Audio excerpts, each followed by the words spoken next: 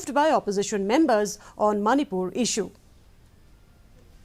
Chief Minister Conrad K. Sangma today said that post-Independence Day celebrations, both the Chief Ministers of Assam and Meghalaya will jointly visit the disputed areas along the interstate boundary. Talking to reporters, Sangma said he had also raised the issue of alleged harassment of Khasi Panar people residing under the Block 1 area with Assam Chief Minister Himanta Biswa Sharma.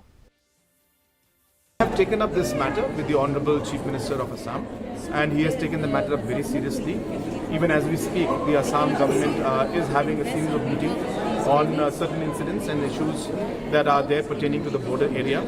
And by evening, I will be again in touch with the Honourable Chief Minister of Assam. But in the meantime, the issues that are coming up in these areas, we are ironing those issues out. And there are some small concerns that have come up regarding some kind of check gates and all, which last time had been brought to my notice by the local political leadership there and some of the public in Khandoli area. That issue also has been taken up by me with the Assam counterpart. Chief Minister